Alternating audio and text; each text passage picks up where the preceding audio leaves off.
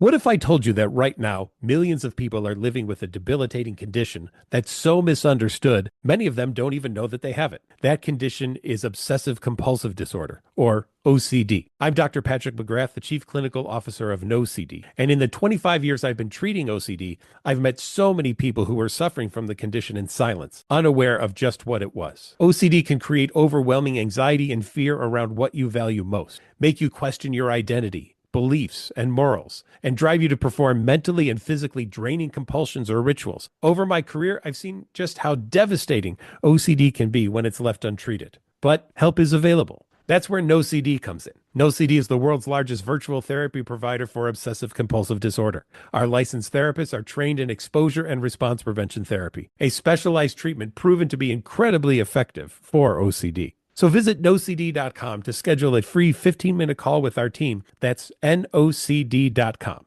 At Capella University, you can learn at your own pace with our FlexPath learning format.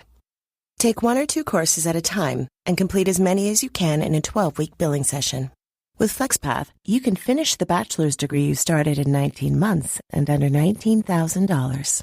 A different future is closer than you think with Capella University. Learn more at capella.edu. Fastest 25% of students. Cost varies by pace, transfer credits, and other factors. Fees apply.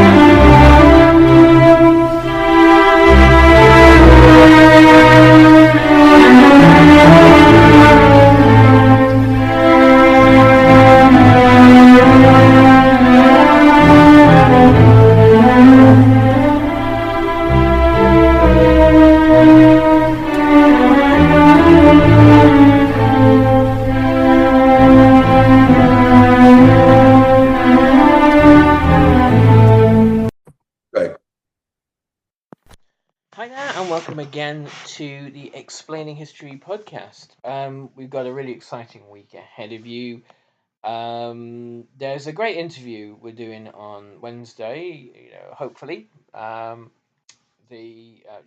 these things don't come off, but normally they do. My good friend Dr. Rachel Morris will be joining us to talk about austerity, the policy that has devastated Great Britain in the past 15, now nearly 16 years, and which continues under the current Labour administration. Rachel and I have been collaborating for a few years now on writing around austerity, particularly as it relates to here in Wales. It'd be an interesting topical one wherever you are, because there has been since kind of 2008 onwards a version of this ridiculously stupid policy in America, in Greece, in most countries that were kind of heavily exposed as a result of the world financial crisis. But more on that hopefully on Wednesday, and a new project of writing that Rachel is working on. So today I want to talk about oil, and particularly oil prices, and what oil prices do in terms of shaping kind of macroeconomic currents.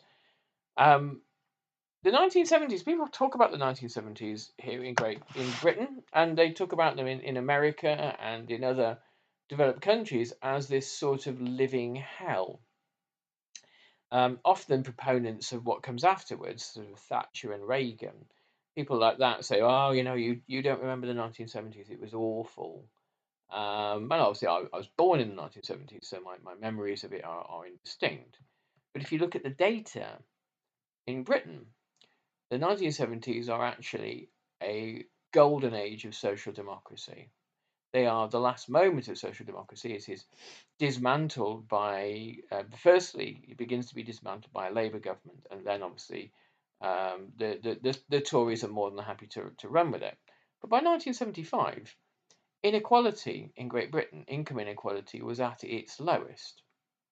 In the 1970s, there were still huge initiatives towards house building. The economy reported between 1969 and 1979 growth in living standards. Now, we can't say that now. We are in an era overall of decline. Child poverty certainly is on the increase. So the 1970s are not necessarily the dark age that we popularly talk about. In both Britain and America, you have two energy shocks, two oil shocks, one in 1973, one in 1979. And this is what destabilizes social democracy in the decade. The strikes, militancy, are largely a result of the crises that emanate from inflation, which had been mounting throughout the 60s, as in most first world countries, productivity in the 1960s is in decline. There is the Nixon shock of 1971, which I kind of don't want to go too far into today, because we're trying to talk about oil prices. But the Nixon shock of 1971 is a hugely destabilizing moment within the world economy. And it is one of the kind of the great ironies of our time that the militancy, which is greatly overstated, by the way. If you look at the data in Britain and in America, trade union militancy is greatly overstated. In America, the kind of the political right is less focused on working class organization and strike action, and more kind of a broader offensive against the counterculture, against the gains of civil rights, women, other minority groups, gay and lesbian groups, and the kind of the hippie generation counterculture. It's more focused on that as the enemy within, and the reactionary backlash throughout the 1970s to kind of bring about firstly Nixon and then Reagan to restore this kind of notion of a kind of like a a white America that can or a white dominant America that can confront and overcome these sort of un-American sort of kind of inclinations and trends. And that by the end of the 70s is very successful. There's a sort of whole history of the Trilateral Commission and things like that to wage a subtle, and in some cases, in the not so subtle, open warfare against these threats to the establishment. And they were never huge threats. They were sort of always fairly kind of peripheral threats, but threats nonetheless.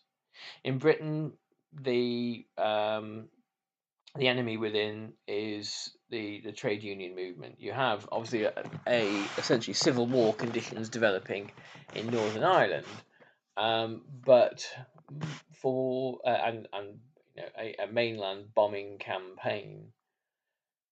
But the British government is far more focused. Firstly, the Ted Heath Tory government, which is destroyed by the miners, and then later the Thatcher government from 1979 onwards is far more focused on breaking the union movement, and in doing so, breaking worker collective bargaining in Great Britain, which they achieve. David Edgerton, in his book The Rise and Fall of the British Nation, say that Margaret Thatcher achieved basically one thing, and that was the destruction of the left in Britain. And the results have been largely catastrophic over the following 5 or so decades. But anyway, we're going to look a bit more at America. I sometimes like to start with a kind of like a wider transatlantic kind of picture. And we're going to look at America and look at the question of oil. So we're looking at Gary Gerstle today. Gary Gerstle's Rise and Fall of the Neoliberal Order. He writes, the decline of America's competitive advantage also became apparent through a second major change in international economic relations occurring during the 60s and 70s. The rising political and economic power of commodity-producing nations. Now, we're in a similar kind of moment where we are at present. I mean, the rising power of BRICS nations is really about their kind of commodity production. Petroleum producers were the paradigmatic case. Cheap energy had underwritten the New Deals or New Deal orders' economic robustness from the start. The flow of cheap oil had fueled the West and Japan's economic recovery from the Great Depression and the Second World War. And of course, cheap energy is what made World War II winnable at all. From 1943 onwards, the kind of the game is up really for the Axis powers, if nothing else, because of energy crises. They can't get their hands on enough oil. And the various attempts to seize oil in the Middle East and in the Caucasus in Russia fail. Free world oil production nearly quintupled between 1948 and 1972. Obviously, a lot of this oil production is in Saudi Arabia, which is not free by any stretch of the imagination. From less than 9 million to more than 42 million barrels a day.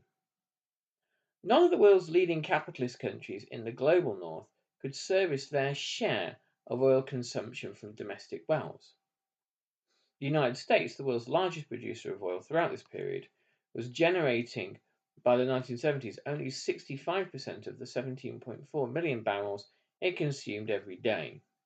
The gap between domestic production and consumption had to be closed through the importation of foreign oil.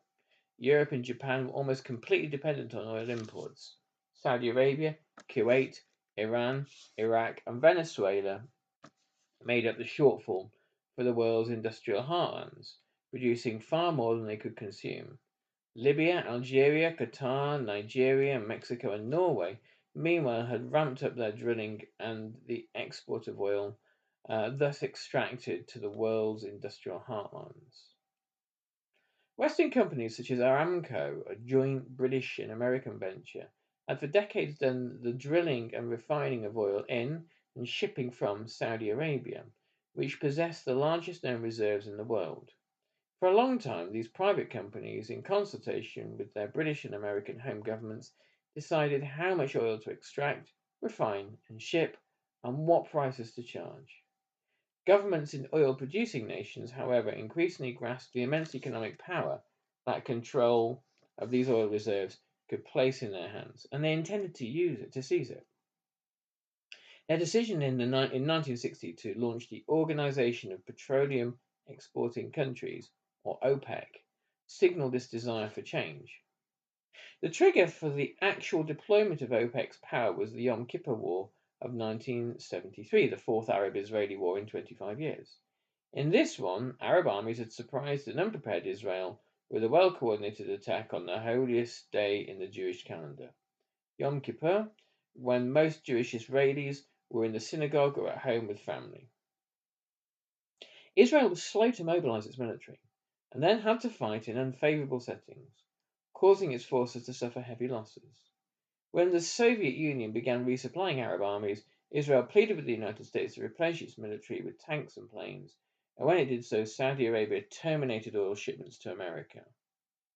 The King of Saudi Arabia had said at the time, America, you need to sit this one out. Okay?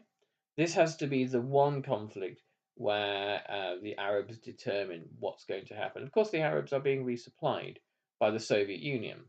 Nixon looked at this through the prism of the Cold War.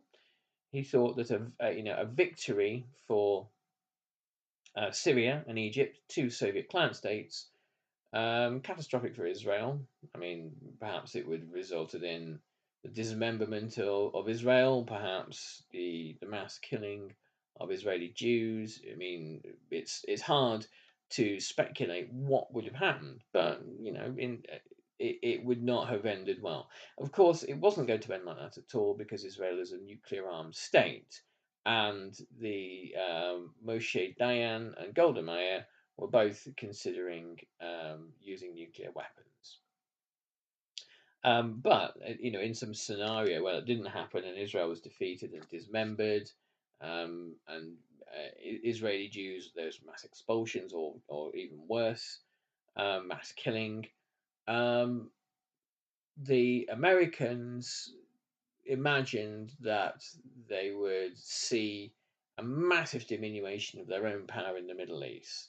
And so the idea of not supporting Israel, as it has been in every instance in the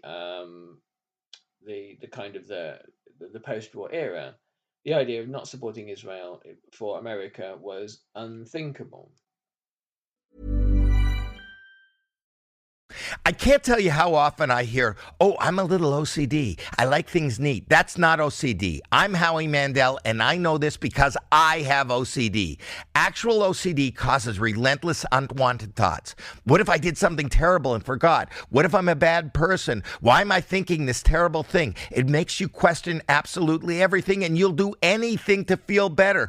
OCD is debilitating, but it's also highly treatable with the right kind of therapy. Regular talk therapy doesn't cut it. OCD needs specialized therapy. That's why I want to tell you about NoCD.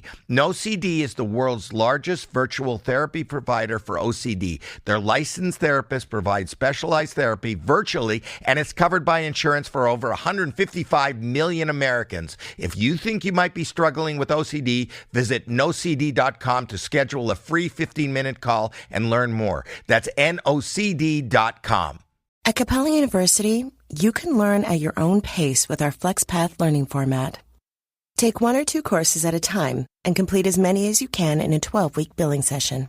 With FlexPath, you can finish the bachelor's degree you started in 19 months and under $19,000. A different future is closer than you think with Capella University. Learn more at capella.edu. Fastest 25% of students. Cost varies by pace, transfer credits, and other factors. Fees apply. You want to grow your business. I mean, who doesn't? Constant Contact's marketing platform makes marketing way easier and way more effective, even if you know nothing about marketing. You can easily create email, text, social, events, and digital campaigns in just a few clicks. It's why over 500,000 business owners trust Constant Contact for their digital marketing needs. Constant Contact, helping the small stand tall. Get 25% off all plans for the first 3 months when you go to ConstantContact.com and use code LISTEN25 at checkout. ConstantContact.com with code LISTEN25. When the Soviet Union began resupplying Arab armies, Israel pleaded with the United States to replenish its military with tanks and planes, and when it did so, Saudi Arabia terminated all shipments to America. Suddenly, for the first moment in the nation's petroleum age, Americans could not get enough gasoline.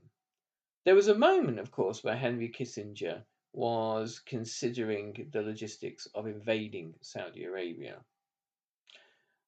And at that point, that would surely have triggered World War III. I think the Soviets had a view on this. Suddenly, for the first moment in the nation's petroleum age, Americans could not get enough gasoline. Long lines formed at service stations. By December 1973, the price of crude oil had nearly quintupled, crashing financial markets. The Dow Jones Industrial Average lost more than 40% of its value within a year. In early 1974, the United States did work out an agreement with Saudi Arabia and other major oil-producing nations to resume the smooth flow of oil to industrial districts in the global north. But that flow was now governed by radically different terms of trade. OPEC dictated the volume of oil exports and prices to be charged to to companies and consumers. Oil exporting countries overnight became immensely rich and powerful. In the words of historian Stephen Schneider, they'd secured the greatest non-violent transfer of wealth in human history. There were immense anxieties in both Britain and America at the time about Arab wealth. There's sort of like obviously a kind of a coded and not so coded racism is at play in sort of British media and society about millionaire Arabs buying up expensive parts of Knightsbridge and Chelsea in London. The post-war American economy and way of life were both built on the belief that cheap oil would last forever. Suburbia that expands after the Second World War is based on this assumption that cheap oil and therefore cheap gasoline means that one can have a life outside the city, that you can live in this kind of great urban sprawl that goes on and on and on, because you have a car and the car is cheap to run, and it is, after the initial outlay of the car, everything else is pretty cost effective. And when you start to see images in popular media from the 70s onwards, in novels and plays and in TV shows and movies, of this idea of suburbia in crisis, the dark side of suburbia, that kind of you then finally see its kind of ultimate expression in the 1990s, which later on in films like American Beauty and stuff like that.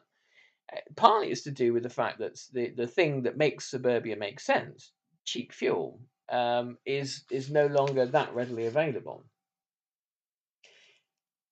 This belief had made America a land of large, heavy, high-powered, gas-guzzling automobiles.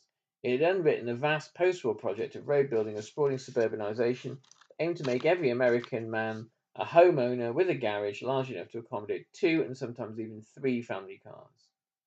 If these homes sat in bucolic countrysides at long distances from urban centres where work was concentrated, so much the better. American and mostly male breadwinners who trekked into and back from the city every day could make believe that ownership of their piece of green suburban land allowed them to reenact the Jeffersonian dream. Again, another example of this is the world that Donald Draper in Mad Men inhabits, at least until about season 4 or 5, and then he kind of moves back into the city when he's divorced and leaves his family. But and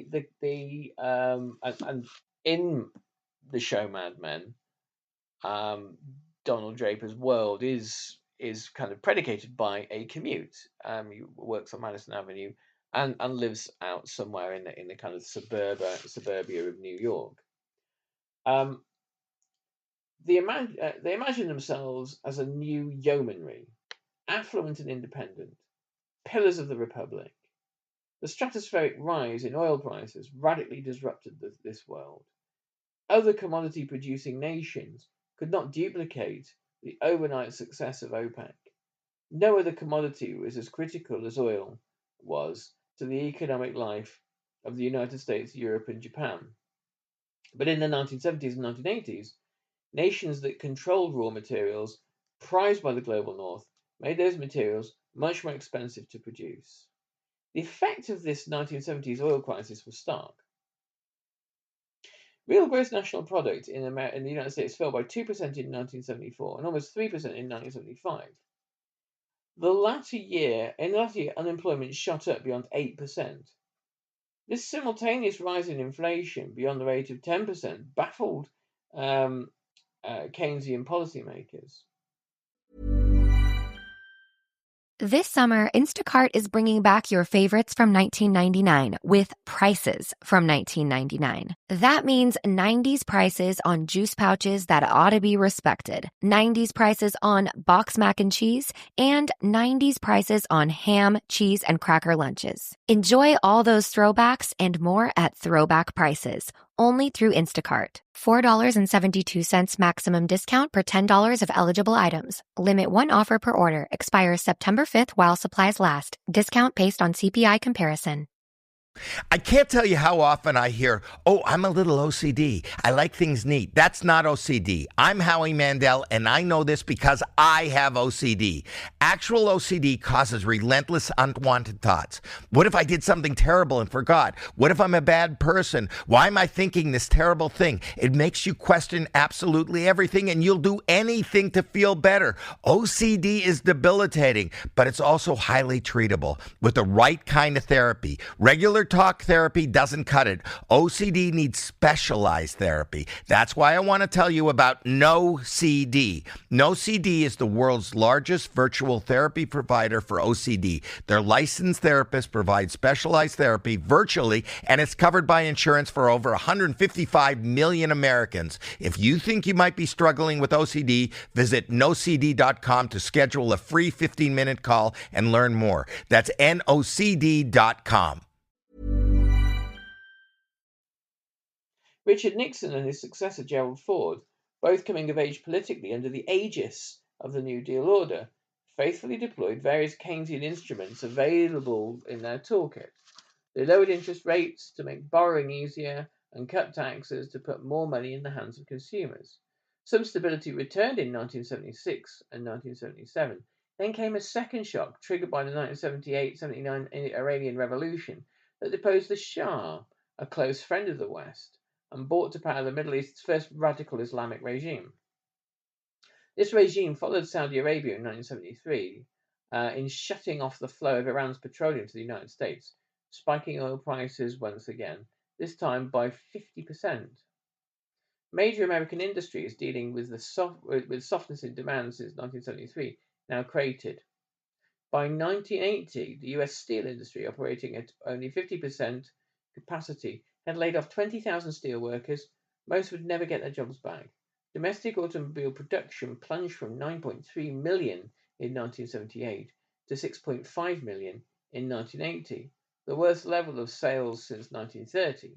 Car companies shuttered 40 assembly plants and 1,500 dealerships and laid off more than 700,000 auto workers.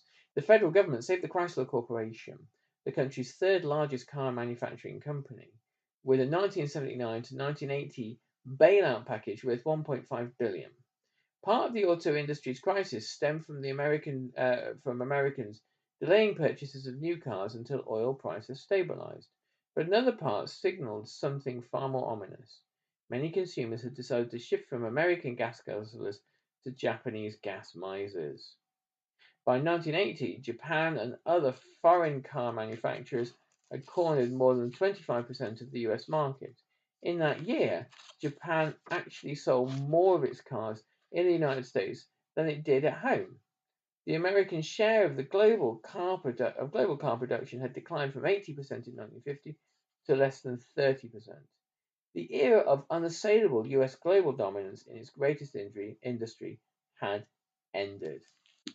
Okay, so there is so much to kind of unpack there, and I think that the American auto worker was almost kind of like the standard bearer for this for kind of the post-war American transition from working to middle class. The kind of the middle class created by the New Deal was the kind of the skilled working class, the skilled manufacturer, who was able to enjoy home ownership, rising living standards, college education for their children, medical insurance, foreign holidays if they wanted them, or holidays in the US if they wanted them, and car ownership. And this is all predicated on cheap fuel, among other things.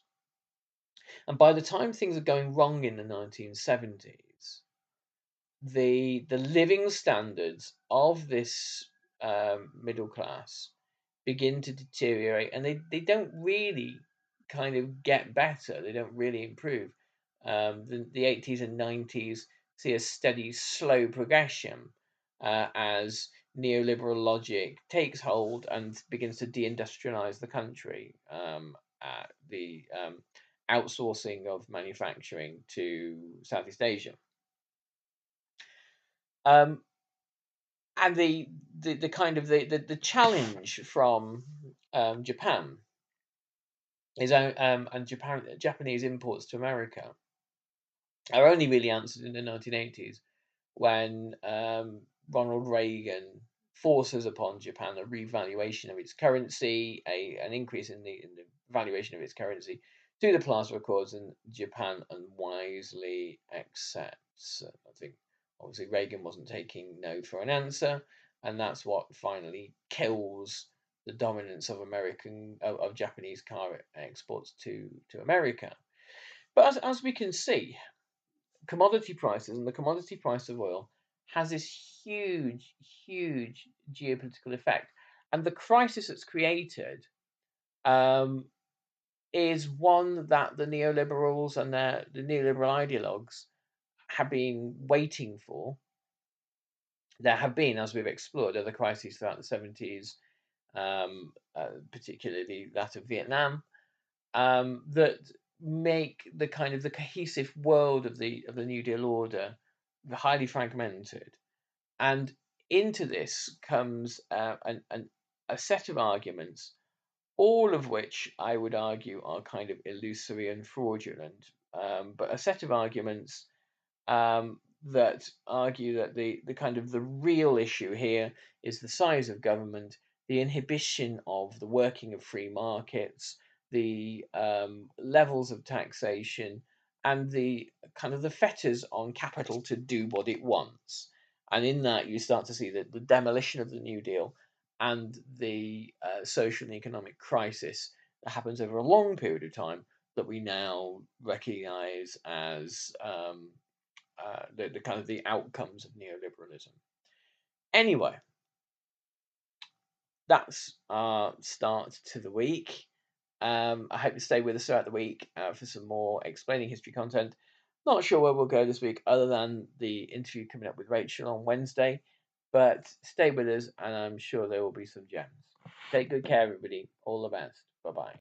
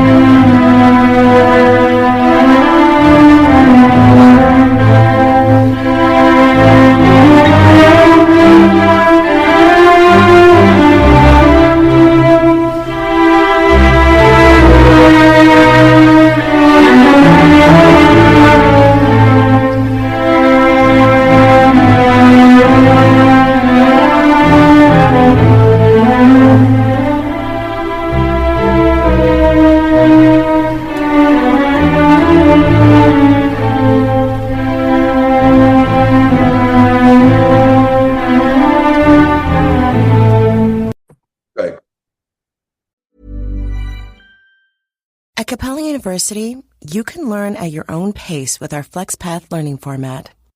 Take 1 or 2 courses at a time and complete as many as you can in a 12-week billing session. With FlexPath, you can finish the bachelor's degree you started in 19 months and under $19,000. A different future is closer than you think with Capella University. Learn more at capella.edu. Fastest 25% of students. Cost varies by pace, transfer credits, and other factors. Fees apply. Acast powers the world's best podcasts. Here's a show that we recommend. This season on The Dream. Supplies are being provided by nurses who run out in the middle of the night and purchase diapers, but a hospital is still charging as if they still have these items. We are digging into every topic we've ever wanted to cover on this show. It's a spinning plate analogy. The second that you stop spinning those plates, that crashes. So you can never stop working. The Dream Season 4 comes at you weekly starting Monday, January 20th. Acast helps creators launch, grow, and monetize their podcasts everywhere. Acast.com.